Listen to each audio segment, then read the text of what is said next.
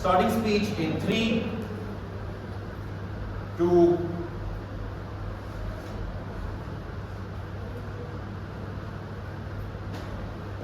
if life is shit within this world and the only person who loved you in the entire world is the only person who looked up to every single day goes away, life is even shittier in that world is what we're going to prove in this debate very simply. Why is the life within this world, as in status quo right now, not as good as probably very, very bad? The first thing is that there are limited resources. No, this is a nuclear war like world. There are probably limited resources that people have, which means they're probably survival is the main crucial thing. It's not end goal happiness or just resource diversification, which is the main primary goal. Which means one, there is competition for resources which exist in terms of power symmetry, asymmetry within people. Which means that people are constantly fighting every day for survival in terms of the resources they're able to hold and probably get from themselves as compared to other people. Second, life is just generally meaningless for a few reasons. One, you're confined within a limited area. This has three impacts. One, you have no fucking freedom in terms of the physical movement you're able to go beyond, and secondly, there's the mental capacity you're able to create in terms of the creativity you're able to create as an individual. Second, there's no fulfillment as an individual. For fulfillment to necessarily happen, you have to go beyond the bounds of your mental creativity. You have to cross the barriers of your individuality, and for that, you have to continuously interact with structures which are new every single day. That's when I see a new bird in the morning when I get up from my hostel, I probably feel better than yesterday. This sort of new experience never occurs in this world because life is stagnant at all points of time. The third is there's no scope of developing anything new. Because the structures remain constant, there is nothing new you're going ahead and tackling every single day. Which means your scope of growth is often very limited. Which means you always compare your life with the possibility of what can happen outside, because that's what you always heard in terms of stories you're going to get to later as well. Third, there's little to explore. If I've told you that there's a limited space of physicality, there's nothing for me to explore every single day. I get up in the same bed, I get up to see the same fucking walls, and sleep in the same fucking bed every single day without having anything to look forward to. Note last towards the impact of this. Freedom is a precursor to any sort of happiness I feel, because unless my individuality is widened, I never feel I can actually be more happy than what I am today. Until unless I get this precursor, I can never grow as an individual. What is the impact? Next is curiosity. Humans are innately very, very curious. This is something which is just within us. When we see a new area, we want to go and explore it. We want to talk about new things. The reason why I debate probably I want to know more about new things. We're just innately very, very curious. Two things within this. Note one, I've probably heard a lot of folk stories from my grandparents, from my parents, etc. to what the life was before this fucking nuclear war happened. It means I always have a reference point to as to why the life outside was so good. And even if the things are barren right now, but the possibility of it necessarily being some sort of as compared to what it was as a reference point is always within my mind, because it's told to me in terms of folk stories by my parents and in general. And note secondly, I only know what can be outside in terms of the barrenity. I don't know whether it's for certain, but it's just stories told to me. So curiosity precedes any other certainty of life being bad outside, because it's always told to me in terms of stories, not certainty. That's why I always feel life still can be great outside, regardless of whether it's bad or whatever it is. Lastly, relationship father. Why was I very, very close to my father? Few reasons for this. One is the only remaining family member. There are four things which are important in this. One is the only communication was linked to the idea of love I had. Second, I have shared trauma with my father to the loss of the other family member which I had. This is something which compoundingly I grew up with every single day and grew close to him because of it. Thirdly, I have limited experience here. Whatever I have, I shared with my father. It's eating meals every single day. It's living within the same four walls. It's being within the same physical spaces. The fourth is time. Because there's limited amount of things to do. The most time I have, I spend with him. This is a compounding impact which I grow close to him every single day. Call the limit that you have. The impact of this is that the love I have for anybody in that world is experiencing within love is only attached to the idea of my father every single day, because there's nothing else to then necessarily explore. That means the impact of this is the actor does want to go after him because he's the only sense of individuality this person had. But what's the problem, you might suppose? The only problem is you've been told that you can never actually go in return. That means if we can prove to you why this actor would want to make this decision regardless of not being able to come back later, that's the only way it is necessarily important for this debate. Firstly then, your father said it's a mission. Note your father as a researcher are probably going to oppose, like suppose he's not stupid, he's probably had a lot of data on setup, so whatever he went after has some amount of rationality within it. Which means this encourages your curiosity even further, because you now feel that there is something which is viable outside. There is some possibility of some sort of new survival or new thing which your father explored. Between the two things. One, you're an early teenager now, you're almost an adult. You feel equally responsible for anything your father does because you want to do it beside him whenever he does anything new. You want to take more responsibility at that point in time, which is only possible when you actually go after him. Second, this ingrains my past curiosity I had in the life outside. Because now if I know my father went for a mission and there's a possibility of an actual life outside, my curiosity now keeps increasing even more. Because now the stories I heard of barren men, it actually probably not true because there's probably a possibility of something better happening outside, and I keep using that as a reference point every single day. That means I want to break my existing barriers at all points of time. Now on the comparative. Why is your life within the world post your father leaving, and if you take a decision to not go after him, necessarily bad? No, crucially, you can never take a decision again. Now coming on to impacts. The first, your father won't come back. What's the thought then? Three things. You feel alone. There's now no one to fucking talk to. There's only one reason, but people within this world are actually selfish. They have limited resources. They want to survive. Which means the support structure which exists right now, and I'm friends with group, etc., I probably won't have the similar closeness with friends in that because you're more attached to your family because you constantly fight for survival. That precedes finding new relationships. Which means people are selfish. That means I continue to feel alone and I have no one to talk to. I have no reaction people to look forward to. The second thing is regret is what we're going to argue because it's a compounding impact. I start feeling regret every single day because I did not go after my father. Which means whenever I feel bad, I continuously feel I should have gone after him, which is the most important thing, POI. In the lack of resources, you engage in collectivized selfishness. This means you have a reduced amount of things like family bonds, as well as perception in terms of things like curiosity, because daily life itself is a struggle. Engage with real daily life is a struggle. Who do you look up to get out of the struggle? Or feel some sort of happiness within that struggle? It's your father. Which means the only sense of love you have, even if it's limited, is the father which you actually spend the most time with, even if it's fucking limited. I agree, it's bad. I actually spend like framing that. Now on to regret. Why is regret important? One, it's a compounding effect which keeps getting worse every single day. When I know I can't leave and when things go wrong for me, I keep coming back to this decision I took because now I can't change that decision. Which means the most important because it's a pre-deciding factor for any other growth I can have in life. Second, within that regret, now I have no coping mechanisms. The best cope I necessarily had was my father. Whatever problem I had, I shared with him and he gave me the solution for it.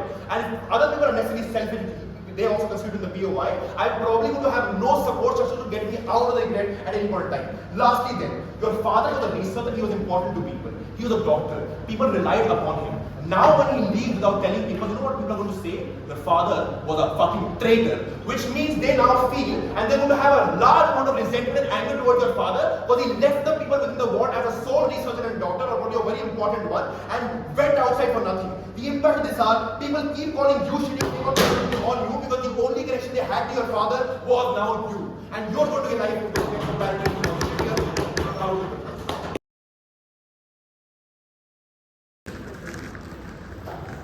Starting in 3, 2, 1, start. Here's my problem with Love's case, right? Number one, everyone's fighting and scrambling. But how are these walls existing if there's so much interfighting that's there? Number two, curiosity, freedom, etc., etc. Why does this uniquely happen to this one actor after 200 years? Like, enough to make him believe that it's his only avenue to, I don't know, like things like curiosity to begin with. Also, the idea of fables and parables that are there, understand that these are going to most likely be from the generations who were last alive, which means they've seen the worst of humanity. They're not going to be positive, glorified tales of the world at any point in time. This is the generation, literally, like the generation that created these fables are the generation that's literally traumatized by the switch they had to make. Even if all of this does not stand, things like curiosity and like a desire for freedom are not that important in a literal, like post-apocalyptic world on a basic hierarchy of needs that's there. Your day-to-day survival is something that you've been ingrained to value more than these ideas to begin with. Number three, we directly clash with their idea that they're so close to their father, and this is very personal to me. I'll get to that soon. Number four, on the idea of regret, we don't think in a post-apocalyptic world, regret is that, oh, I lost my father. We think it's much greater. It's, oh my god, why the fuck was I even born in this fucking world to begin with? We think regret has much larger metrics that are there in a world that's distinct and bleak to begin with. On characterization, then, number one, note that Gov had a burden of proving any incentive of the actor to go ahead and make this decision.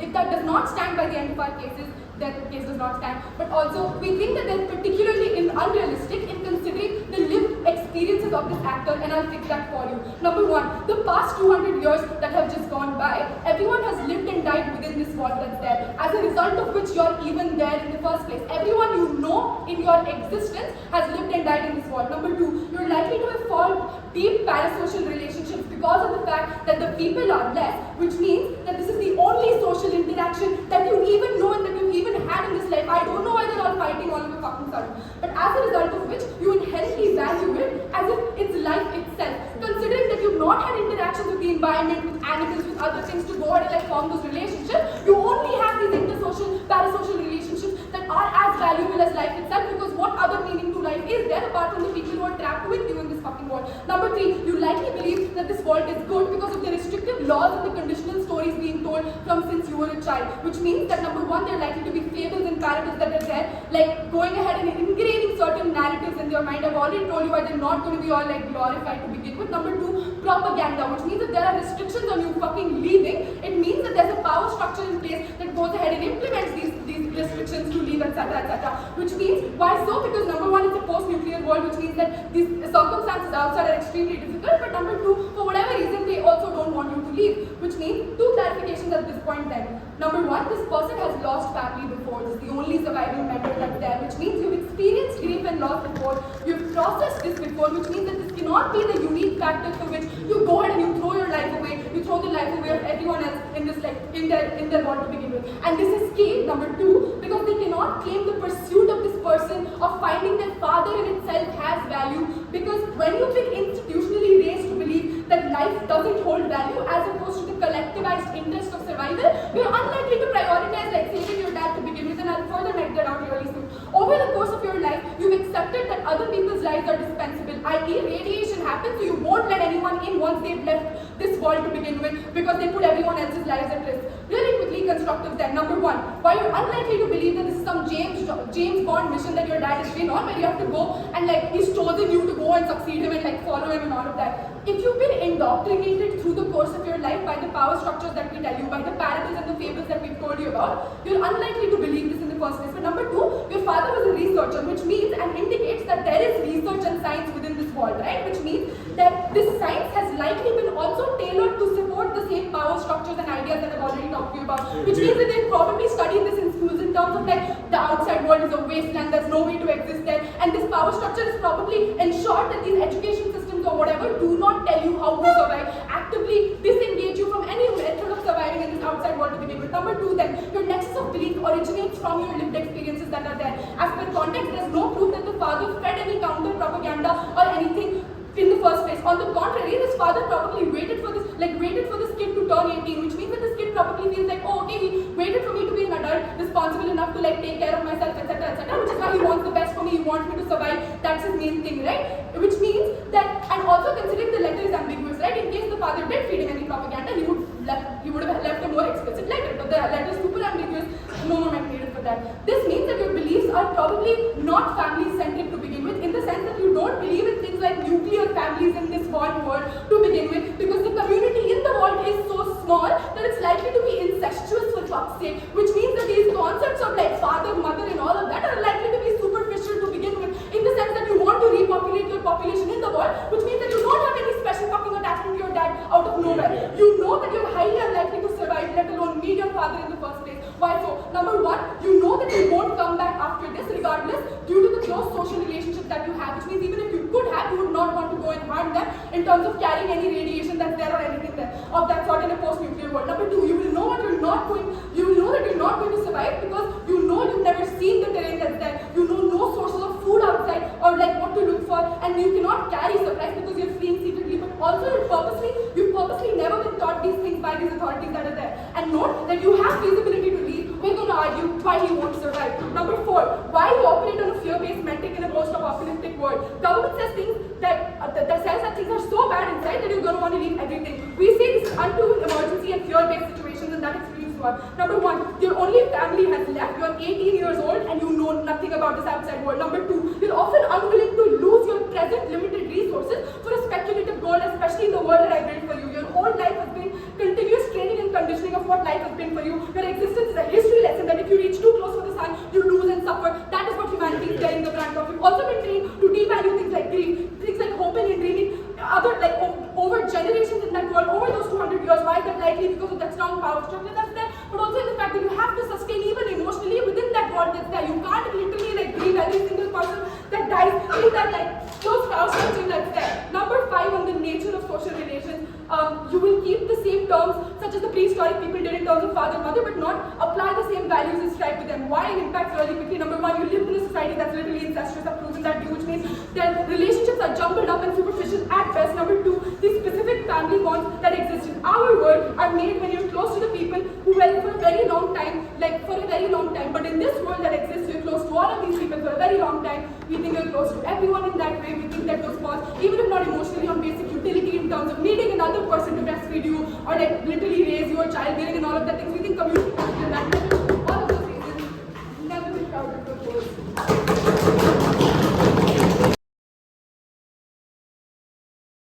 2, 1, and go. Just some extraneous rebuttals, then I'll move on to rebuilding our place. Your point is, oh, you're conditioned to like this place because you have been living there for a long time. That assumes that people who live in prison probably think that it is a good life in the first place to begin with. The problem with their argument is, we think people in general don't get used to displeasure, which is to say hedonic treadmill only applies to things that are pleasurable in the first place to begin with. At a point of time you feel displeasure in their side of the world, it compounds over time because you don't get used to hunger, you don't get used to the physical amount of freedom that's been harmed in their side of the world in the first place to begin with. At that point of time, they assume that people are happy within that sphere. They think people are resentful, people are claustrophobic, because the fundamental aspect of freedom is taken away from them every single day, and they're reminded of those walls that they have to look at every single day. So people are claustrophobic and they're resentful in the first place to begin with. But secondarily, oh, you have experienced trauma before, that's why it's not important. No, but this is important and this is specifically unique, because you are now losing the only source of support structure that you have, which is to say this is important. The other deaths that you experienced in your life, your father was the only building block that you had to process that in the first place to begin with. The process of taking that trauma in is not individual, it's communal, which is to say when your mother died, when your sister died, you had father to look up to you and grieve together and attach together. So there's some sort of dependability that you have with your father, because in times of need, you attach to the person that you have more, you depend on them more. At that point of time, it's a unique and severe harm that occurs in their side of the world, because the only sort of support structure that you had to fight all the battles around you is gone. After father, it's nothing, so you want to prioritize that because the severity of that harm is just so big in their side of the world in the first place. But secondarily, societal constructs don't exist, nuclear family is gone. No,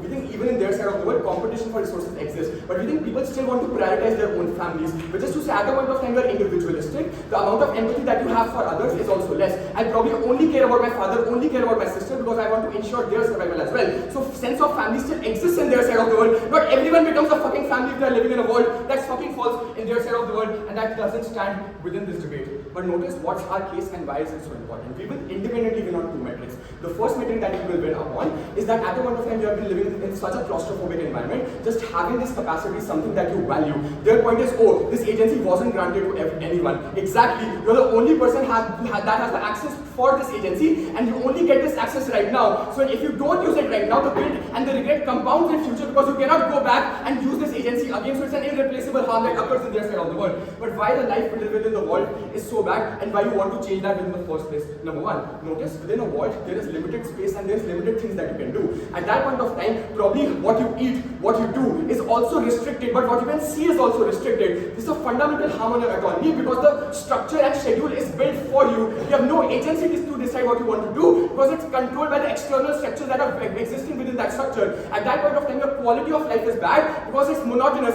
it's stagnant. You are forced to live in limited resources, so you feel claustrophobic and resentful and you want to opt out of that. But the second metric is, we think people want to feel in control of their life. The intuition pump is simple. We think people want to feel like they are in control, that they are taking the actions for themselves and decisions for themselves. In their side of the world, you never feel in control because you are powerless. In their side of the world, you have no capacity to do anything. So when you get this semblance of choice that you have to take, you feel in control and you want to exercise that choice, and that's why it's important in our side of the world in the first place. But why as a young person you want to do this, and this is the most important thing within this debate. I have 3 metrics for that. Number one, notice that when you're a young person, you aren't setting your priorities, which is to say you in general are more risk-taking because you haven't been normalized to the conditioning that exists within this world. Which is to say, as a teenager, you start acting out because you want to oppose the structure, you want to break the structure. It's the literal reason that Sahaj fucking does beat, because he wants to oppress the structure and come out of that structure in the first place to begin with. The harm of that is, as a young person, you cannot trade off the risk and return calculus that exists. I'm going to go out and fucking defeat the world because I as a young person feel empowered to do that. It's the literal reason that I'm fucking debating when I should fucking study. At a point of time, I cannot understand the risk that it has on me. So even if it's harming my career, I don't fucking know what to do about it because I think debating is important even when it's not important. Secondly, we think young people also have a protagonist bias. At a point of time, you are young, you feel like you will be the person who breaks you out of the structure. You feel like a fucking superhero because you are young. You cannot calculate all the risks that exist in their side of the world. If I'm a fucking young person, I feel powerful. I feel like I will be the one who breaks people out of the structure, and I'm willing to prioritize that, and I'm willing to do that. But thirdly, when you have been living there for such a long period of time, what also happens is people around you tell you that you cannot do this. When a person tells you you cannot do this, you want to do it even more. At that point of time, this is what I'm literally debating right now. What's the harm that occurs in their side of the world, and your wider quality of life is fucking shit and useless? Notice that when your father is a doctor, there are probably limited doctors that exist within that area. Why? Limited resources means that the capacity for you to provide that education is also limited. So doctors are not just valued, they are overvalued, because doctors are limited, because not everyone can fucking become a doctor, because the capacity to provide education is also limited. What's the harm of that? In their side of the world, your fucking father is going out and he's a doctor, people start hating you. Why? Because when my mother is suffering, I don't have a fucking doctor that can solve her disease for me. So what do? I start blaming the extension of that person who's still here. I start blaming you, I start traumatizing you, I start saying that you are a fucking useless person. Why couldn't you stop your father, and why couldn't you do that in the first place to begin with? What's the harm of this? The quality of life is bad in their side of the world because the people treat me like a traitor. The people treat me like a person who couldn't do anything, and you start to internalize that and self-blame yourself in the first place, and you get all the harm that you are talking about. POI. You get belted by every single person who's ever cared for you, and suddenly you become Superman.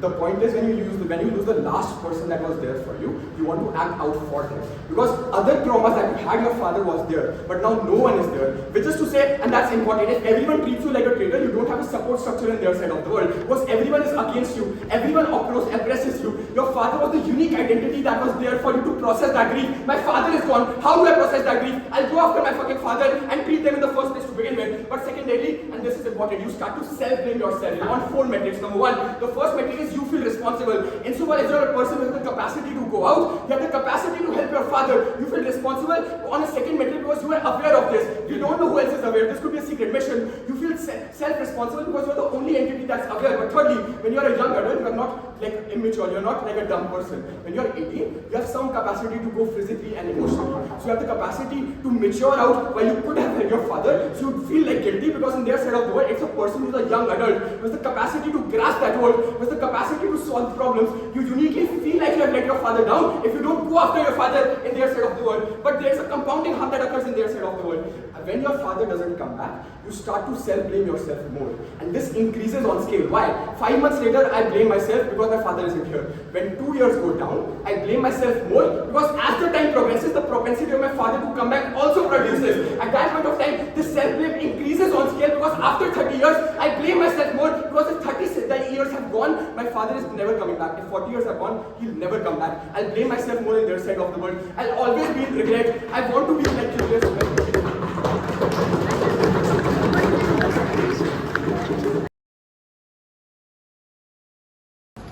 Starting in 3, 2, 1, go.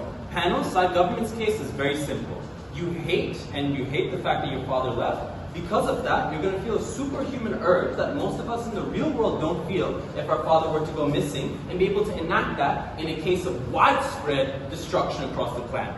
This was a this house would motion, which means the critical mass they have to defend is that you take that step out the door, see that bolt shut, and see everything you've known completely and utterly disappear. This is the characterization we ran at first to explain how you view these circumstances, which means their case is good enough to say I would consider it. They have never proved why you would do it.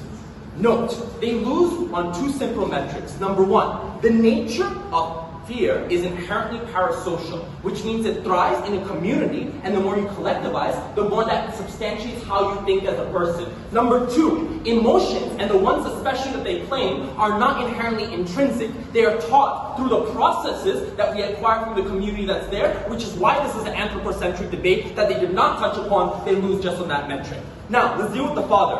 Your father left with telling you nothing. Your father, even if he cared for you great, disappeared in the middle of the night, abandoned you, left you to the wolves. We think, if anything on the counterfactual, you are likely to resent this individual for destroying the last nexus of things you can claw to. You are likely, as an 18-year-old filled with angst, rather than to be a superhero, to start doing things like saying, I hate this man, why do you give me a taste of a family and then go away? What could possibly be more important than me? You're likely to hate the idea of a mission because the mission represented the lack of catharsis to continue things with your family. That's an unreasonable characteristic, to say the inherent least. Now, let's take away what they get in PM and DPM. PM says prisons. Number 2, claustrophobic. Number 3, people are happy. Number 4, you can't make risks and trade-off. First, prison comparative. Notice that in prison, in the areas that they give for like intuition pumps, you have seen and experienced the real world, which means the otherization that has happened already existed, point blank in terms of your thought coordination. Number 2, claustrophobic and all the things you say about happiness. You grew up in this. You grew up with getting used to lesser amounts of light. Your cornea has adapted. You literally have been raised in an environment, and we think because of the process selection and lack of things like medicine, you witness death happening time and time again, where people fell by the wayside because they couldn't have one antibiotic, because they couldn't access one type of drug and medicine, which means that you are likely inherently callous toward life in a way that you yourself cannot comprehend because you are not from the before world. Number 2, people being happy, and this is where their case actually goes, because we never said people are happy. We said people are in a state of just enough visual existence that they know the world outside is so bad, and they know if they complain, they get no food. They know they're going to go outside and die. So how am I going to complain about the fact that I only get this much water a day? How am I going to do so? I just need to go and work for more water. And humans, most importantly, are the most docile animals in terms of collectivizing in this manner, which means we are far more likely to want the safety and security that we can grasp at, particularly when we continuously be confronted with fears, rather than taking a step ourselves, especially without the collectivization of community. We are social animals inherently. Lastly, the idea of you can't make risks and be like the trade-off that's there. When you're content, you can risk it like second speaker can and go on and do things like debate.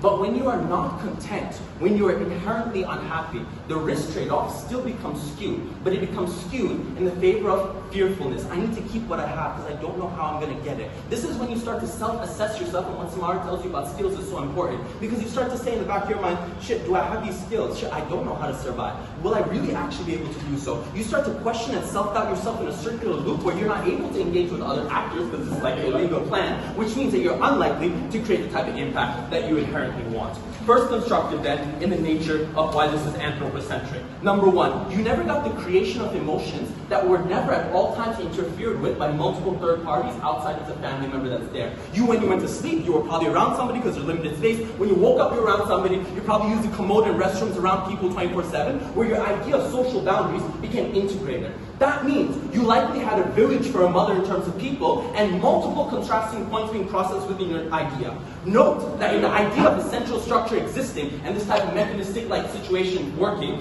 we say that you are likely going to be imprinted with the emotions that are needed for you to often comply with the order that's there. This means you don't formulate your emotions, they are created and placed into you by individuals who you now hold within this ideal view. Why is this anthropocentric collectivism crucially important in the comparative? Because your reference point that they talk about will always be, where do I get the next group that will support me? Which means you are unlikely to take any drastic trade-off until you have a confirmation bias that another group exists and you're able to create this type of impact. It's 4, bro, chill. Next, what does success look like to you? Success looks like to you in terms of the plan, perhaps finding my father if we take the best case scenario, perhaps doing all of this, right? But note, then you start to think of questions that you are unable to comprehend and process, which means you start to say, what happens if I approach those animals they talked about on the way? What happens if another group starts to find me that exists in this nuclear wasteland? And when those questions come, the answer you're able to arrive at induces the fear even more. Those people probably survived the nuclear holocaust that everyone has talked about for years and years. They're probably really dangerous. These animals have probably mutated and done things that are probably really dangerous. This also means you're likely going to analyze the critical doubt in terms of things like being basic survival skills. All of that's fleshed out within Samara's speech. Go.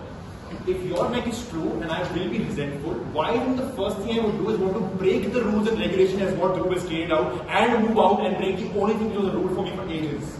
You don't. That's our whole case and all. Moving forward, value of life.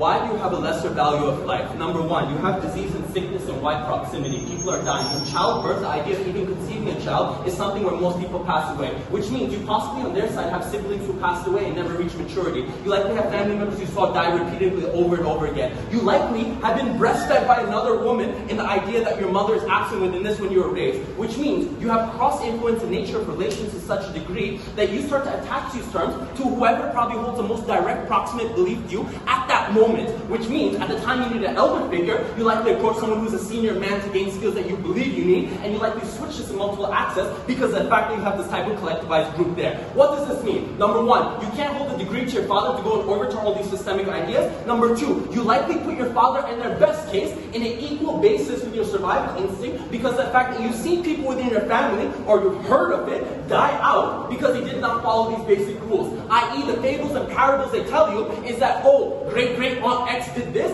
and they wiped out. Note that the fables and parables will not occur in the paradigm they want for two reasons why. Number one, the majority of people who could talk about the world before as it being great have likely died out, which means you get bits and pieces of information that get passed down. These are often the most insidious and worst amounts of information, increased by the power structure that has incentive to produce this type of misinformation, which means you get told about things time and time again about how much worse it was. Number two, in terms of the impact and the nature of existence that's there, we say you are unlikely to be able to form a nexus of individual capacity. To be a best result, for all those reasons, very proud to you.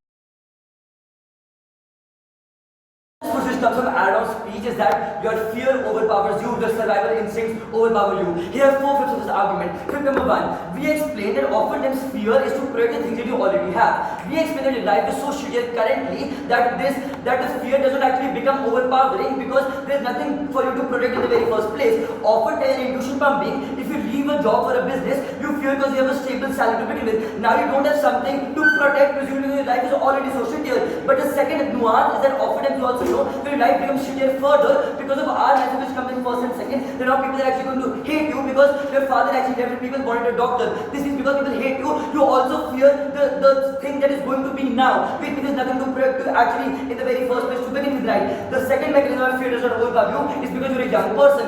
Adam is interesting, like this is confirmation bias. Actually, this literally works for old people like Adam, not for young people. You're literally an 18-year-old person, right? This means your risk-taking capacity is actually at an all-time high. This means you really want to see what is actually beyond this outside world. Primarily because young person is generally more likely to opt into risk to begin with. The third mechanism is that if they think that there is fear to go out, I would say that there is probably higher fear to actually stay. Why is this true? Primarily because you know these fears will make your life a living here and I'm going to extend on this significantly later when I win this class further. The fourth mechanism is that the legitimacy that you give to the truth that the outside world is actually bad is reduced significantly because your father knew outside world is bad but he still left. This means there might be something out there to begin with, right? Now I quickly want to deal with the other thing. I think another strongest push that they have that you have been ingrained your life outside is so bad, therefore you don't act out. One comment I want to make is that while this is interesting, this is not content with the competing analysis they give to you. Here are a lot of reasons why our analysis overpowers theirs.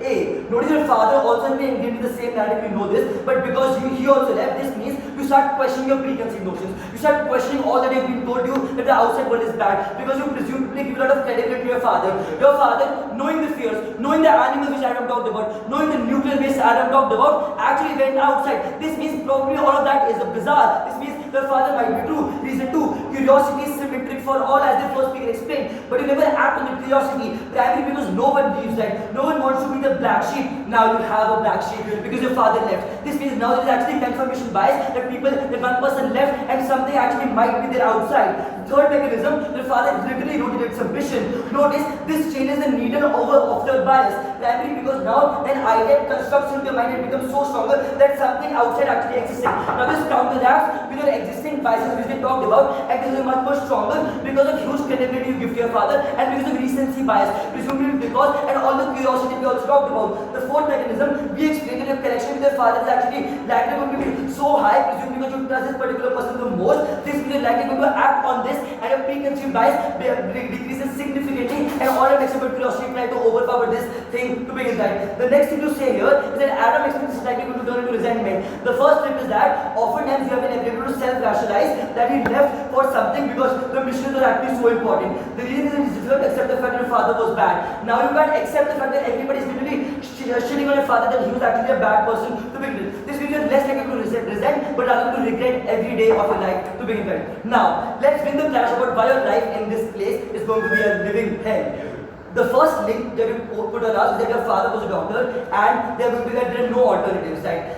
Being doctor is a specialized skill, they've already explained to their limited resources, not everybody can be taught. But another reason for this is, the doctor can only be someone you trust. Presumably you can't place trust on everybody because there are so limited people, where there's a big risk. Conclusion is no alternatives. The second thing you place on to us is that why do people not like the fact that your father is going away? First, Adam himself explained that people are dying around you. If that is true, probably the need of a doctor is also high. This means that people literally hate the fact that you actually went. But two, doctors are important, they save lives, they think your father actually betrayed you and betrayed everybody else to begin with. Now they project this anger onto you. Like even if you have friends, that is their best case, we think now these friends literally stop being friends with you because their parents tell them not to be friends with this particular person because this particular father betrayed us. The last thing you place on to us is that why the anger is for the father, not for the child. So why do you put the anger on the child? This is because of few reasons. The first, human psyche pushes blame when the blame is easiest to put because we want to rationalize something. We want to live that. We want to like make our brains of anger literally freely. Right? This means that sometimes when your parents have a bad day, they can shout at you because they literally want an outlet. This means you become an outlet for the anger for your father.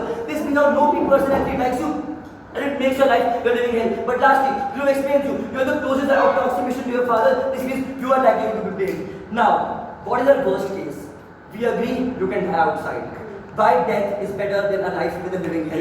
A. Life does not have independent value. Life is not inherently value positive. Our experiences make life positive or negative. If we explain that life is so bad within your world, there is no point in living that life. The mechanism too, things like euthanasia try to get more adoption in status quo. Because in reality, I have realized the fact that life with pain has no value whatsoever. The weighing of this assumes that worst case will actually die. Like this means that in our worst case we are also win because we explain the comparative is just not worth it. Before a way by regret is so bad, I'll take the pure. They still don't have a mech for the father. There's nothing that this person could have done that other people within the same vault have probably not done for you time and time again. Engage with the idea that there's nothing this person can do that other people have not done for you at different times based on the prioritization of skill and resources. Engage. No, the problem is that you have no competing analysis about why there are more doctors. This means that you probably actually want to go out because you think your life will be a living hell. Now, I quickly want to deal with this idea about social connections are more important than father. A. Humans are intrinsically selfish. You don't know whom to trust. So there is uncertainty if you actually have friends there. But true, notice that your father and you actually have shared trauma about you literally uniting on the trauma of the death of your family members. They're right. Other people also have experienced death. But they do not have close connections to your mother who probably would have died. This means you don't feel that they are the perfect person to actually give you the shoulder. But thirdly, there is heavy stigma on incestuous relationships. That is such a bizarre idea that brothers and sisters are going to have sex. I mean, so stupid to begin that. Now, I quickly want to be a regret. Regret is something you should live with every day. This means it is recurring in nature. This means that no possibility of a good life, even if it exists, can actually help you because good life independently is not valuable if you can internalize the good life. Oftentimes, even rich people who have all the riches can be depressed. Right? Because they can internalize the happiness. You can never internalize happiness. Presumably because you keep on regretting the fact that I could have gone out with my father, that I could have had a good life outside my father. The point is that now, how do you weigh your decisions? You know you can die, but you think your best case is just too damn good, right? Your best case is literally living a life with your father. This means you self-rationalize that I can get to my best case. You have an optimistic bias that I will live a good life with my father even if there's a risk. Even if I have to fight animals, I will fight animals because here everyone will make a shitty life and I have nothing to resort to. Therefore, you go for the glory that lies ahead even if it's uncertain. You will walk the road even if it's a difficult road. Don't make your life a living hell. Life is better. The only metric on which they want to win this debate is by claiming that life is going to be shitty within this world and people are going to resent you, so just fucking leave, right? Let's settle the carrot on what this life looks like within the world. The flaw in the theme in this round is that we presume that this world was created 10 days back and hence everybody is selfish and at each other's throat. Given that the disaster happened 200 years ago and generations after generations have lived in the world, what does this mean and how are these people? First, deep parasocial relationship with the few surviving members that exist within the community. We analyze it to a great extent that don't go ahead and respond to it. Second, no deep value to the outside nature or environment, given that Sahaj values world because, well, since childhood he has seen world. All other individuals within this world have never interacted with the outside world in order to go ahead and have that sort of archetype value to natural environment at large. Third, the survival of these people depended on collectivizing together and sharing space in a manner where you minimize conflicts and create communitarian relationship within this world. But fourth, the father has left on a critical mission. You went ahead and had a special provision for them to leave, which means that at all points of time, everybody within the world sees them as a hero who went ahead to save the humanity at large, as opposed to thinking that, oh, one doctor is less. But thirdly,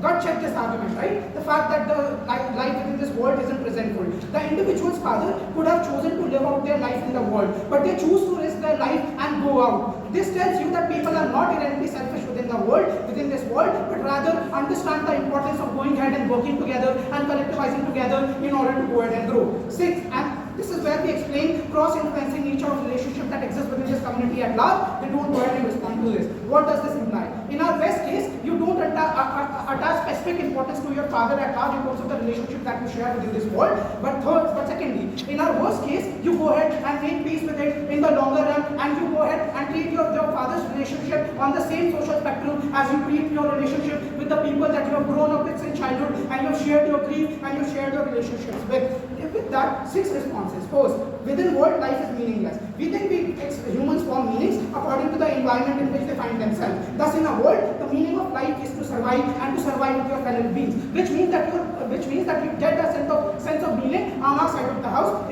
insofar as the meaning of life is in terms of survival. Second, folklore and curiosity. We think this is least prioritized by the individual, given that the last proximate generation passed down the horrors of the natural world, and no curiosity is there within you in order to go ahead and satisfy it in the outside world at large. The next idea is that you want to go ahead and take more responsibility as a young individual. That's what you do on our side. You become responsible for yourself and take care of yourself, given that on your 18th birthday, your father decided to go ahead and give your responsibility to you and went on that critical mission at large. In God's world, they never prove why it is likely that you will find your father. So as long as you have to go ahead and survive and struggle to survive in the outside world, you regret the decision on their side of the house as well. And that also compounds itself over a period of time. I am going to go ahead and make why.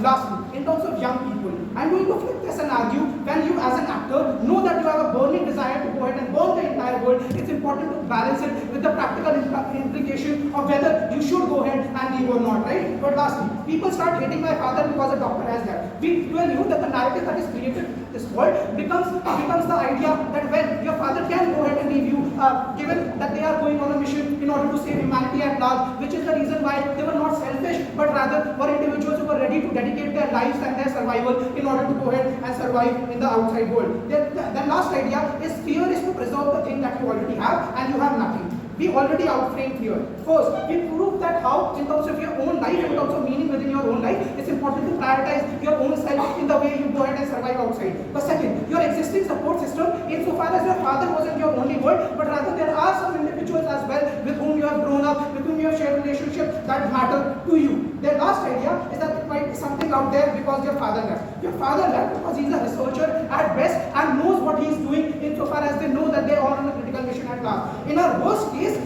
your father just went crazy and left the world, and you really don't understand, and you won't be able to go ahead and survive out into the wild, which is why there is nothing out there that you can go ahead and survive on. But lastly, your father is closest to you because you have grieved your mother with them. We think in a scenario such as that, to place the blame where it is easier, so you're likely to cognitively disassociate memories from your father insofar as the grieving memories are concerned. In terms of weighing, the flaw in this proposition is that they presume that the metric is one, that the motion is this house will leave, which means that if the motion is this house will leave, human when taking actions do not only consider their wants but also the practical impacts of their decision. Thus they have to engage with the possible implications of going out, as opposed to just saying that I might consider going out, right? The likelihood of survival. First, we think it is low. First, you have never exposed or knowledge about the outside terrains. Second, you lack the skill set to survive because the world is actively pushed people to not go ahead and go out. Third, you can't call for backup or go back in case you get hurt. But secondly, I'm going to take them at their best. Even if survival is low and there is value in pursuit, what happens in the longer run? First, in the longer run, you no longer feel the same, given that when you struggle against radiation, you struggle for food and water, when it takes months to find your father, and you live in an atmosphere of fear and terror in the outside world.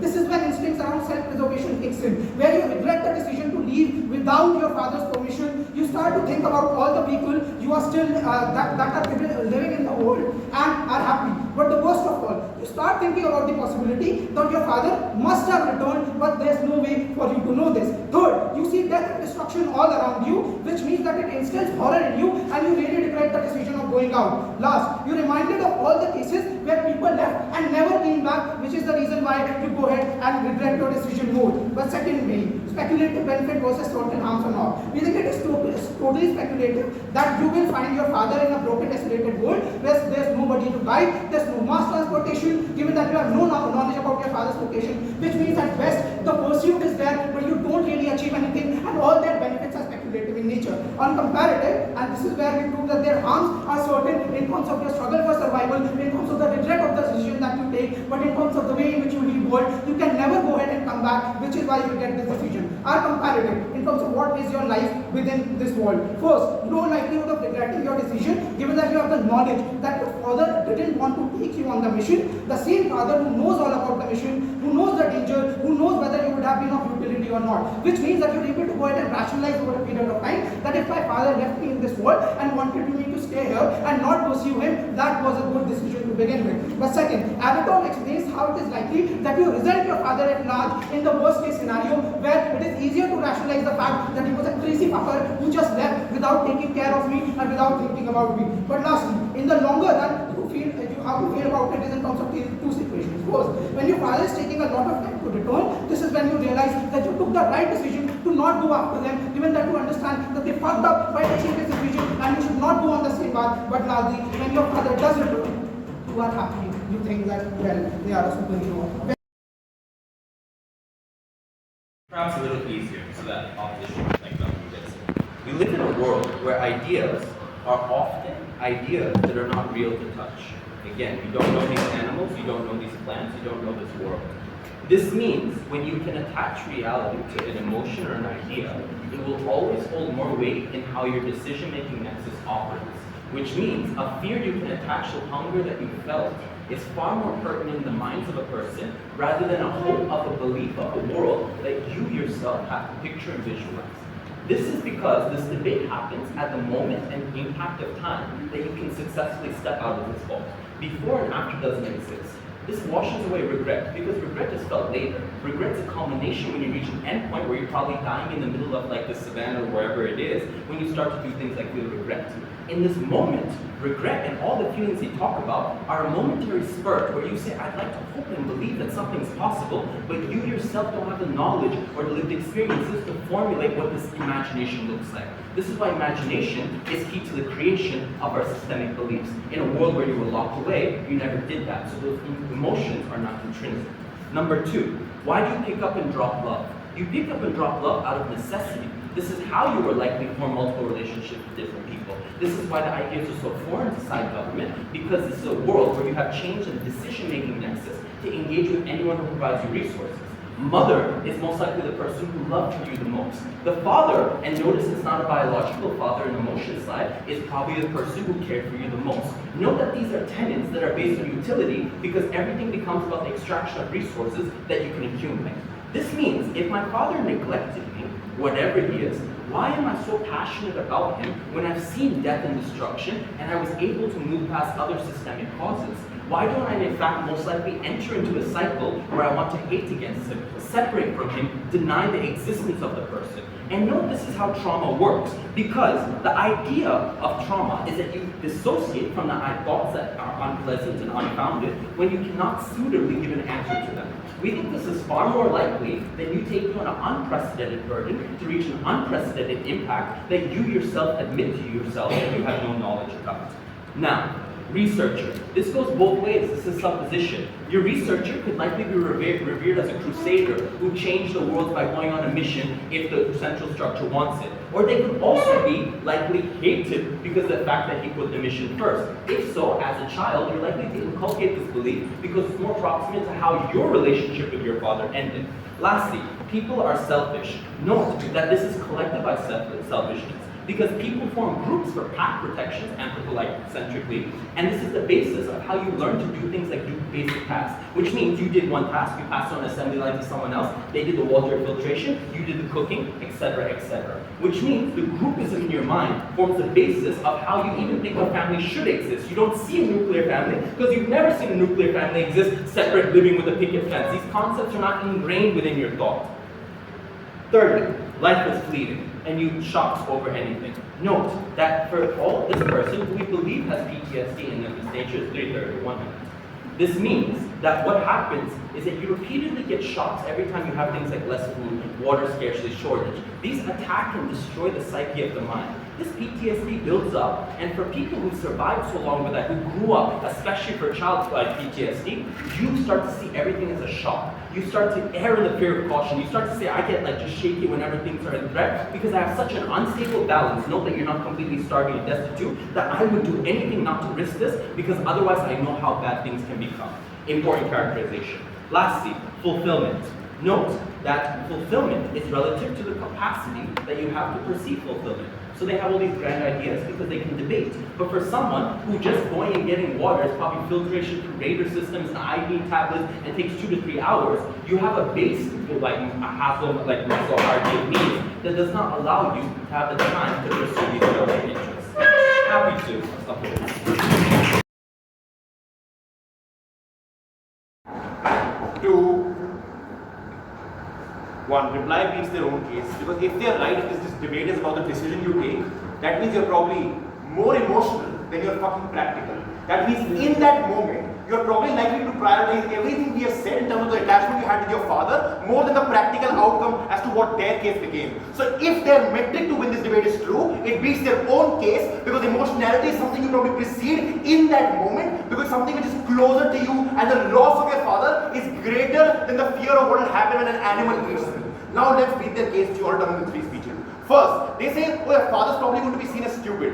Sure, you will never see your father as stupid, because you have seen him as a doctor and researcher who's done so much for that people, and you're probably more close to him than anybody else. The only way they want to beat this is to say, oh, parasocial relationships are probably equal to and as good as your father. The way we beat that is 4 things. We say the reason you're probably closer to your father is because you have shared trauma experiences with him. You spend more time with them. So even if they beat the other metric is probably, oh, you spend equal time with everybody, they do not beat the metric as to why your shared trauma experience with your father is greater than anything else. We have substantial analysis to prove why sharing trauma leads to you having a strong bond with that individual, even if it's just an individual and not biological father or whatever it is. Which means you're surely closer to this individual as compared to anybody else. That's a non-starter within this debate, but we've still proven that to you. Insofar as that is true, you will never believe your father is as bad or as stupid as they believe. But note, if that's true and you'll see other people will see that person as stupid, that means all our case is fucking true. Because if you're equal, like more close to this person as compared to everybody else,